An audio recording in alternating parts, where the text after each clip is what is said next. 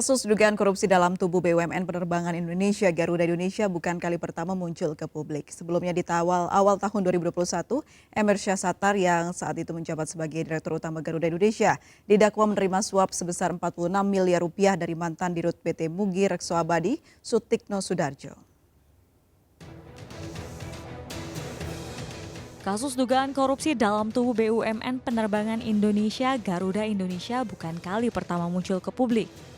Sebelumnya di awal tahun 2021, Emir Syahsatar yang saat itu menjabat sebagai Direktur Utama Garuda Indonesia didakwa menerima suap sebesar 46 miliar rupiah dari Sutikno Sudarjo. Emir Syah bersama dua terdakwa lainnya terlibat dalam intervensi pengadaan pesawat dan mesin pesawat. Selanjutnya dalam persidangan, Majelis Hakim Pengadilan Negeri Tindak Pidana Korupsi memutuskan Emir Syahsatar bersalah dengan vonis hukuman 8 tahun penjara dan denda 1 miliar rupiah. Hukuman ini lebih ringan dari tuntutan jaksa yakni 12 tahun penjara dan denda 10 miliar rupiah. Emir Syah juga diwajibkan membayar uang pengganti sebesar lebih dari 2 juta dolar Singapura dan subsidiar 2 tahun penjara. Majelis Hakim menilai Emir Syah terbukti secara sah dan meyakinkan dalam kasus suap pengadaan pesawat dan mesin pesawat di Garuda Indonesia, serta tindak pidana pencucian uang. Tim Liputan iNews melaporkan. Kita lanjutkan dialog dengan Mas Sukri, pimpinan redaksi DX Channel. Mas Sukri, tadi ini Emir Syah ini merupakan catatan merah dari Garuda Indonesia, bukti nyata begitu kalau memang ada tindakan korupsi di dalamnya. Yang pastinya tentunya tata kelola manajemennya kurang baik. Nah, apakah memang sejauh ini memang sudah terlihat sangat jelas kalau Garuda itu memiliki tata kelola yang tidak baik? Ya, sebenarnya seperti saya sampaikan bahwa ini Garuda dari sejak awal kemunculannya di zaman Orde Baru itu sudah ada sebenarnya korupsi di sana. Walaupun ada banyak juga pemimpin yang masih baik di Garuda ya.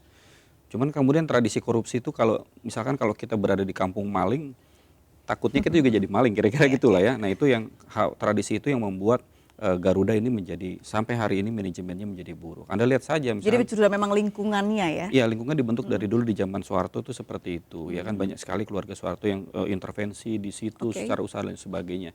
Nah kemudian kasus Pak Emir Syahsatar ini kan semacam puncak gunung es ya, di mana kita harus terbuka juga. Kadang-kadang dari sisi pengadaan alat transportasi itu seringkali ada suap di situ.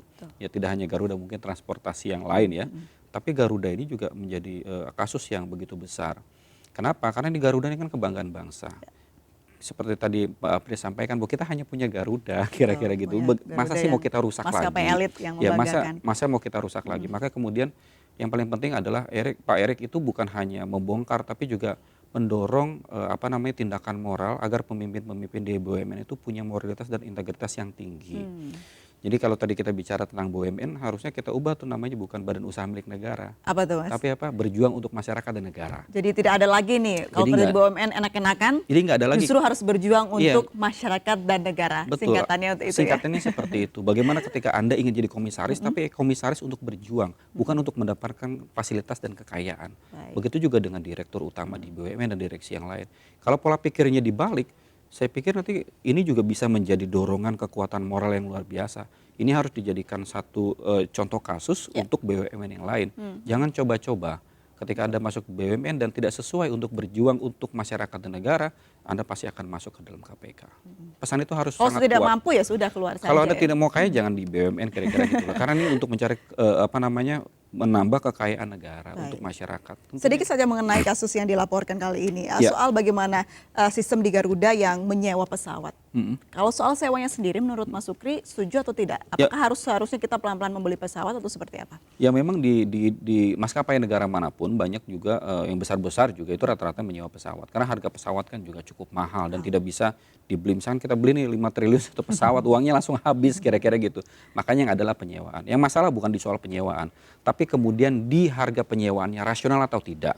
Ya kan? Rasional atau tidak harga penyewaan. Coba di-compare dengan katakanlah kita melakukan penyewaan Boeing 330 katakanlah. Kita mau sewa, kita lihat dulu compare yang lain bagaimana harga di tempat yang lain. Kan kayak gitu. Kalau misalkan di tempat yang lain ternyata lebih murah, kenapa kita harus lebih mahal? Apa penyebabnya? Kan itu harus dikritisi dan jangan ditandatangani. Nah, permasalahannya ada di situ. Seringkali ketika mau kita pengadaan, kadang-kadang ada pihak ketiga masuk, kemudian menawarkan Bapak akan dapat sekian persen kalau Bapak setuju di harga sekian. Nah itu yang apa namanya berbahaya dan itu harus kita hindari bersama sehingga terjadi korupsi yang hari ini dilaporkan Pak Erick salah satunya adalah seperti itu Pak April.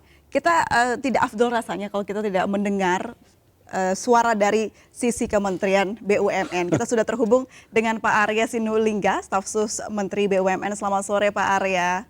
Selamat sore April. Baik. Apa kabar? Sehat, alhamdulillah baik Pak Arya. Pak Arya, bicara soal tadi yang agenda yang dilakukan oleh Pak Menteri begitu ya, Erick Thohir melaporkan kasus Garuda Indonesia ke Kejagung. Seperti apa perkembangan kasusnya Pak? Apakah sudah ada update? Ya, kan baru tadi dilaporkan ya, tentunya lagi diproses lah sama teman-teman Kejaksaan Agung gitu ya.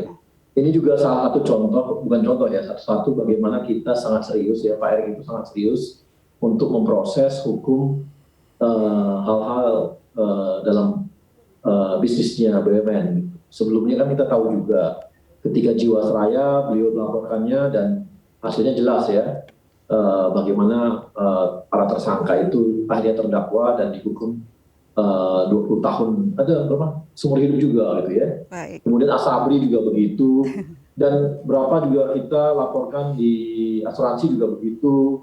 Kemudian itu kita laporkan semua. Jadi banyak sekali yang kita laporkan, dan kali ini kita laporkan lagi adalah di Garuda, karena kita tahu Garuda dalam kondisi saat ini adalah kondisi lagi apa namanya, kita proses restrukturisasi ya. Kita lihat bagaimana yang ada dan kita apa yang selama ini kita omongkan bahwa memang ada kesalahan dalam bisnis di Garuda, yaitu khususnya di penyewaan pesawat yang membuat pesawat Garuda itu sangat mahal dibandingkan sewa pesawat lain yang ada mirip-mirip itu ya, atau perusahaan-perusahaan lain. Sehingga itu yang kami laporkan. Jadi ini bukti bahwa memang apa yang selama ini kami bicarakan, kami sampaikan bahwa ada kesalahan dalam proses kontrak-kontrak yang dilakukan oleh manajemen Garuda yang sebelumnya ini, ya kita laporkan bahwa ini memang salah satu penyebab penting kenapa sampai Garuda bisa dalam kondisi sekarang ini. Oke. Gitu. Pak Arya, apakah sudah ada nama-nama yang dibidik yang dilaporkan hari ini bersifat perseorangan atau berjumlah masif? Saya rasa kalau nama-nama udah pasti kita berikan juga kepada kejaksaan ya, karena kan tentunya kan dengan tantangan di kontrak-kontrak yang ada, siapa yang bertanggung jawab itu udah pasti karena sebelumnya diaudit dulu. Sebelum masuk itu kita audit dulu. Setelah kita audit clear gitu ya, kita bawa ke Kejaksaan Agung sehingga Kejaksaan Agung juga bisa udah mendapatkan dia datanya itu udah setengah jadi gitu, sehingga prosesnya bisa cepat gitu. Baik, Pak Arya, apakah hanya kasus ini saja yang akan dilaporkan oleh Kementerian BUMN atau ada perkembangan kasus nanti yang akan dilaporkan lagi?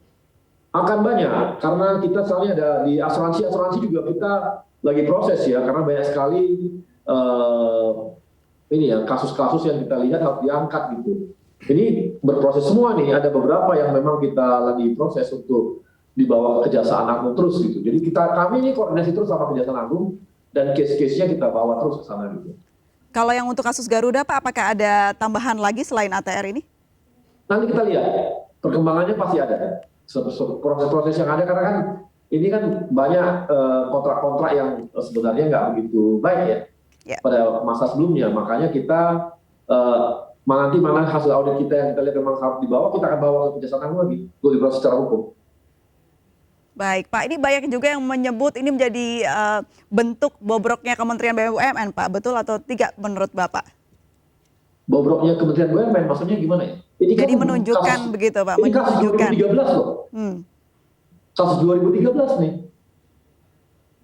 Jadi artinya mengorek luka lama yang mana sebenarnya sebelumnya BUMN ini banyak borok ya begitu, Pak? Ya, prosesnya yang penting kita kan selama ini kita lagi proses pembersihan lah ya. Kita kan tahu ini gak hanya ini kok yang kita bersihkan. Karena kalau kita mau menyehatkan BUMN ini, kami kan lagi melakukan transformasi bisnis ya. Udah pasti semua terbuka semua. Dan kalau terbuka ya kita bawa.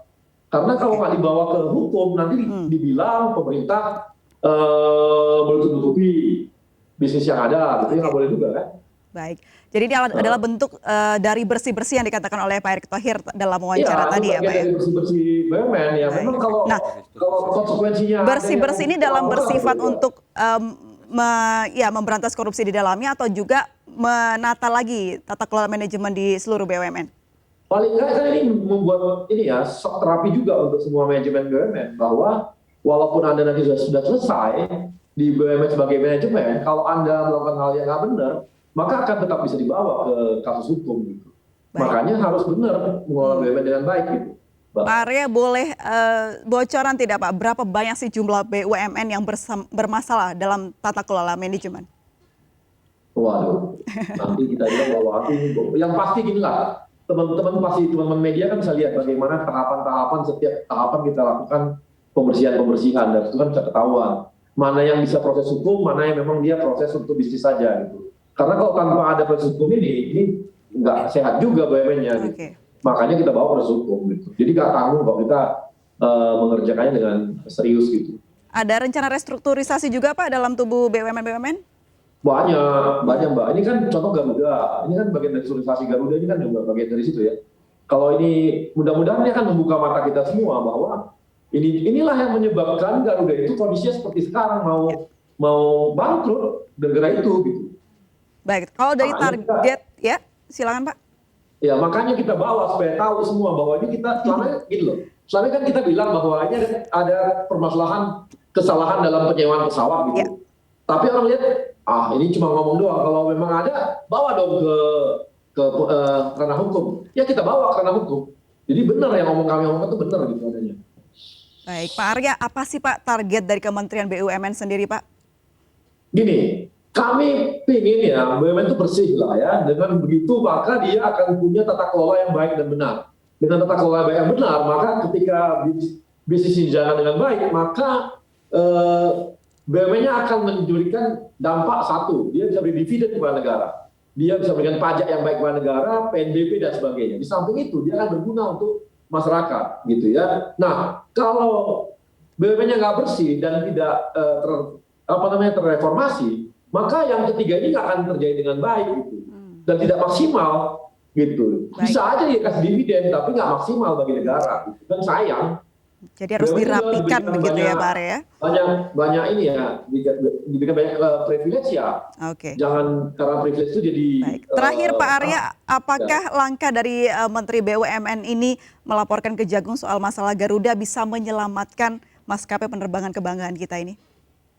Ini salah satu contoh, mau kita tunjukkan pada semua bahwa ya minimal kita mintalah kepada pihak-pihak yang memang memberi sewa juga, menyewakan kepada Garuda gitu ya, pesawatnya. Ini ada kasus hukum loh, ini ada masalah hukum loh yang terjadi. Jadi tolong dong, mari kita duduk sama-sama gitu.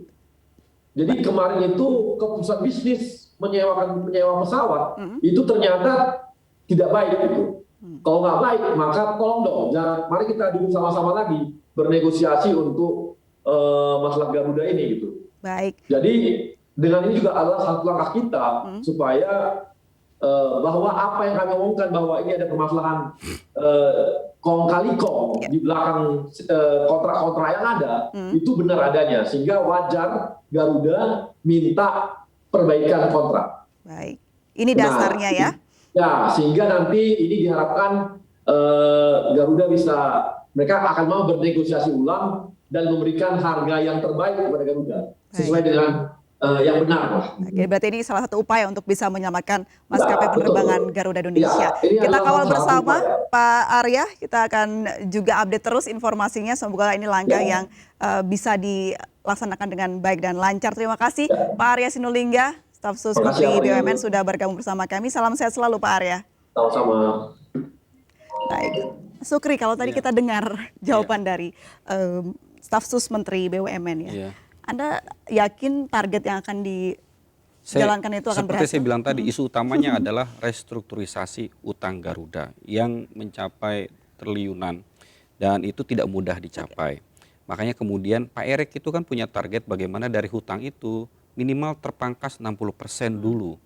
Ya kan? Karena Garuda ini kan asetnya 6,3 triliun, sementara hutangnya di atas itu.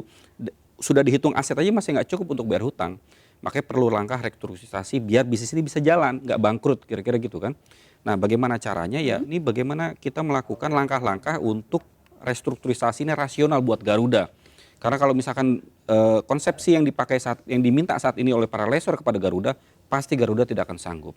Nah, makanya langkah Pak Erik salah satunya adalah menelusuri lagi. Ini lessor-lessor kemarin ngasih dalam proses pembiayaan ini benar atau enggak? Kalau nggak benar korupsi kan seperti tadi kata Pak Arya kan.